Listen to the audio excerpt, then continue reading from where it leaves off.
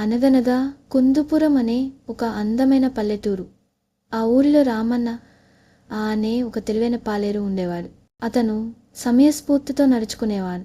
ఒకరోజు రామన్న స్నేహితుడైన వెంకటయ్యతో ఇలా అంటున్నాడు. రంగయ్య, నేలని నిశితంగా గమనించు.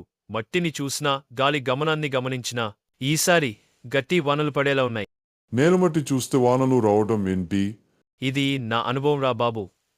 మట్టిలో ఉప్పువాసన వస్తే, గాలిదారిలో చల్లదనం పెరిగితే, చందమామ చుట్టూ మెరిసే మొబ్బులు కనిపిస్తే వర్షం పడే సూచనలు. అప్పుడే అక్కడికి వచ్చిన లక్ష్మి. అయితే మరి గోడలతో ఏం చేయాలి రామ్మన్నా? మట్నెలా రక్షించాలి? ముందే ఓ బలమైన స్థలాన్ని నిర్మించాలి. గొర్రెల్ని గాలి తక్కువ ఉండే చోట దాయాలి. పశువులకు తినిపించడానికి ఎండిన మేత సిద్ధంగా ఉంచుకోవాలి. రామన్న, నీ మాటలు నిజమేనా? వర్షం పడే సూచనలున్నాయా? ఒకవేళ ఉంటే జాగ్రత్త పడాలి. ముందు చూపున్న వాళ్ళు ఎప్పుడూ ముందు సిద్ధంగా ఉంటారు. ఎప్పుడు కష్టం వస్తుందో తెలియదు. ఆ క్షణం మనకి ఎదురైనా దాన్ని మనం ఎదుర్కొనేలాగా ఉండాలి. అందుకు ముందే మనం చర్యలు తీసుకోవాలి. రామ్మన్నా, మరి మా గొర్రెలకు కూడా ఆ స్థలం దగ్గర చోటిస్తావా? ఎందుకు వద్దంటానమ్మా? మనం ఊరంతా ఒకటే కదా. మన గొర్రెలు, పశువులు అన్నీ ఒకటే. కష్టం వచ్చేటప్పుడు అందరం కలిసికట్టుగా ఉండాలి కాబట్టే మనమందరం ముందే ఓ మంచి స్థలాన్ని చూసి అక్కడ గట్టి కర్రలతో ఒక పెద్ద గది నిర్మిద్దాం. బాగా వర్షాలు పడేటప్పుడు మనకు ఉపయోగపడిద్దిగా. అర్ధరాత్రి భారీ వర్షం మొదలైంది. రంగయ్య రామన్నతో ఇలా అంటున్నాడు. రామన్న, వానగాలులు భయంకరంగా ఉన్నాయి. ఇప్పుడు ఏం చేద్దాం? భయపడవద్దులే, మన గొర్రెలు మంచి రక్షణ చేతిలోనే ఉన్నాయి. మనం ముందే జాగ్రత్తలు తీసుకున్నాంగా. నిజమే రామన్న, మన గొర్రెలు భయపడకుండా విశ్రాంతి తీసుకుంటాయి. మన గొర్రెలే కాదు, ఊరిలో ఉన్న అందరి గొర్రెలు, పశువులు అన్నీ ఒక దగ్గరే ఉన్నాయి. మరుసటి రోజు వర్షం తగ్గాక ఊరి పెద్ద వెంకటయ్య, రామన్న, నీ ముందు చూపుతో మన ఊరు గొప్పదిగా నిలబడింది. మిగతా ఊర్లలో చాలామంది తమ పశువులను పోగొట్టుకున్నారు. మన ఊరికి మాత్రం ఎలాంటి నష్టము రాలేదు. ఇదంతా నీవల్లనేనయ్యా. నా వల్ల. మరి మీరు మాతో పంచుకున్న జ్ఞానం వల్ల ఇది జరిగిందయ్య. ముందుగా మేమందరం మీకు రుణపడి ఉన్నాం. ఒక మంచి నాయకుడు మమ్మల్ని, ఈ ఊరిని చూసుకుంటున్నారు కదా, అందుకే మా ఆలోచనలు కూడా మీలాగే ఉన్నాయ్యా. నువ్వు చాలా తెలివైన వాడివి రామన్న. వన తెలివితేటలు మనతోనే ఆగిపోకూడదు. 10 మందికి ఉపయోగపడాలి. అవునయ్యా, మీరన్న మాటలు నిజం. ఇప్పుడే నాకు అర్థమైంది. ముందుగా ఆలోచించడమే నిజమైన తెలివి. ముందు చూపు అనేది వయసుతో వచ్చేది కాదు. గమనించే కళ్ళు ఉండాలి, ప్రకృతిని చూడాలి, అనుభవాన్ని వినాలి. అప్పుడే భవిష్యత్తు బాగుంటుంది. మన ఆలోచనలు కూడా బావుంటాయి. ముందు జాగ్రత్తలు తీసుకోకపోతే పశ్చాత్తాపం తప్పదు. జీవితం అనేది గాలివానల మధ్య నడిచే ఓ ప్రయాణం లాంటిది. ముందే కనపడిన మొబ్బుని గమనించాలి, నమ్మకంగా నడవాలి. అలా కొన్ని రోజులు గడిచాయి. ఒకరోజు లక్ష్మి రమ్మన్నతో ఇలా అంటుంది. రామ్మన్నా, కొన్ని గొర్రెలు అకస్మాత్తుగా చనిపోతున్నాయి. ఏం జరుగుతుందో అర్థం కావటం లేదు. వాటికేదో వ్యాధి సోకినట్టుంది. అమ్మ, భయపడకు. ఈ సమస్య చిన్నదే. నువ్వు ధైర్యంగా ఉండు. నేను ముందే అన్నీ సిద్ధం చేయించుకున్నాను.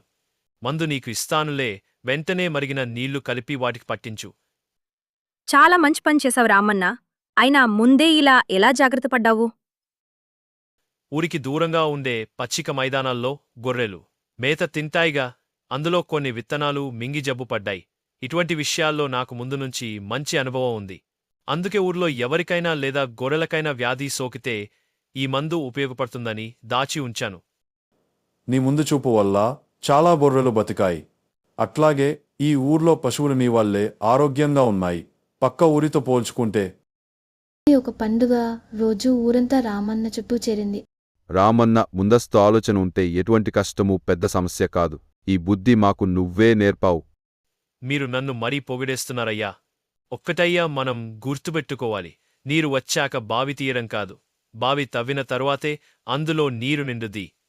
ఆ ఆశతోనే ఎదురు చూడాలయ్యా. అదే కదయ్యా ముందుచూపు గుణం. నాకన్నా చిన్నవాడివైనా చాలా బాగా చెప్పావు. అయ్యా, మీరు ఊరుకోసం చేసిన మంచి పనులు మేము మా పిల్లలకి, మా కుటుంబాలకి చెప్తానే ఉంటామయ్యా. మన ఊరే కాదు, పక్క ఊర్లకు కూడా ఈ పాఠం పనికొస్తుంది. మన ఊరి చరిత్రలో నువ్వు చేరగని ముద్ర వేసవు రామన్నా. అవును రామన్న, ఈ ఏడాది వాన్లు ఆలస్యం అవుతాయని అంటున్నారు. మేత లేకపోతే పశువుల్ని ఎలా పోషించాలి? ఎందుకయ్యా భయపడుతున్నారు? కాస్త గడ్డి వదిలి పెరిగితే సరిపోద్ది. అది సరిపోదురా రామన్న. గడ్డి ఎండిపోయిన తర్వాత ఏం చేయాలి? పశువులు ఆకలితో తట్టుకోలేవుగా, ముందే ఏర్పాట్లు చేసుకోవాలి. ముందే మేత నాటమంటావా ఏంటి? అవునమ్మా, చెరువు పక్కన ఉన్న మట్టిని ఒక మైదానంగా మార్చి గడ్డిని పెంచుదాం. మట్టి తడిగా ఉంటే వేర్లు బాగా పెరుగుతాయి. నిజమే రామన్న. అంత గడ్డి ఉత్పత్తి చేస్తే వాన రాకపోయినా పశువులకి ఆహారం దొరుకుద్ది రామన్న. కేవలం నాటితే సరిపోదు, చిన్న చిన్న నీటి కుళాయి గొట్టాలు కూడా అమర్చాలి. నీరు తక్కువైనా గడ్డి బతికిపోతుంది. మీ ఆలోచన బాగుంది రామన్న. అయినా ఈ పనికి ఊరి మనుష్యులంతా సిద్ధంగా ఉన్నారో లేదో కనుక్కుందాం. ఊరంతా మనం అనుకుంటే ఒకరికోసం మిగతా వాళ్ళు అందరూ పనిచేస్తారయ్యా. చేయడం వల్ల కష్టం 3 రోజుల్లో పూర్తి అయిపోద్ది. రామన్న, మీ తెలివి తేటలకి మేము నిన్ను నమ్మినందుకు తప్పకుండా ముందుకు వస్తాం. నువ్వు చెప్పినట్టే చేస్తే మన పశువులు ఆకలితో క్షీణించవు. ముందుగా ఆలోచించని వాడు మట్టికాక తప్పదు. మనకు పశువులు కుటుంబ సభ్యుల్లాంటివి. వాళ్లకోసం మనం ముందే కొన్ని త్యాగం చెయ్యాలయ్యా. అనుకున్నట్టే ఆ సంవత్సరం వర్షాలు బాగా పడలేదు. కానీ రామన్న ముందు చూపు వల్ల పశువులకు నిండుగా గడ్డి దొరికింది. రామన్న, నీ తెలివి కారణంగా మా పశువులు ఇప్పుడిప్పుడే మేత తింటున్నాయి. ఊరంతా నీ తెలివి గురించే మాట్లాడుకుంటున్నారు. ఒక చెట్టు నాటితే అది 1000 మందిని రక్షించిందంట. ఈ మాట నిజమైందయ్యా రామన్న నీ పనిలో. ఇది నా ఒక్కడి కష్టం కాదు, మనందరి కష్టం. ముందే ఆలోచిస్తే కష్టాలు తగ్గుతాయి. రామన్న, గడ్డి గురించి ముందు చూసుకున్నాం, కాని ఇప్పుడు చెరువు నీరు బాగా తగ్గిపోయింది. మిగిలిన నీరు వేసవిలో మనకు సరిపోతుందంటావా? అందుకే మనం ఇక నుంచి నీటిని పొదుపు చేసే పద్ధతులు పాటించాలయ్యా. చెరువులో పెద్ద రంధ్రం తవ్వించి మిగిలిన నీరు అక్కడ నిలవచేద్దాం. మనం చెరువులో 3-4 చోట్ల లోతు పెంచుకుంటూ పోతే వేసవిలో నీరు చివరి చుక్క వరకు మనకు అందుతుందయ్యా. బాగుంది. సరే, మనం అంతా కలిసి గుంటలు తవ్వుదాం. ఊరంతా తిరిగి చెప్పాలి. ప్రతి కుటుంబం ఒక్కో గడియ అంతా పనిచేసినా త్వరగా పని పూర్తయిపోతుంది.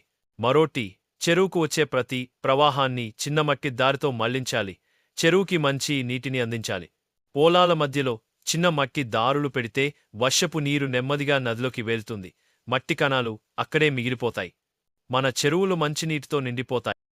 నువ్వు చెప్పిన పద్ధతులు మన పిల్లలకు కూడా నేర్పాలి. నేర్పించడం ఎందుకు? మనల్ని చూసి వాళ్లే నేర్చుకుంటారు. తెలివి అనేది ఏ ఒక్కరికీ పనికిరాదు. అది తరతరాలకు ఉపయోగపడాలి. మనం చిన్న పిల్లలకి నీటి విలువని, మట్టిని పరీక్షించాల్సిన బాధ్యతని నేర్పించాలి. రామన్న, నీ మాటలు మాకు కొత్త దారులు చూపిస్తున్నాయి. మన ఊరికి ఇక ఎప్పుడూ కరువుకు భయపడాల్సిన పనిలేదు.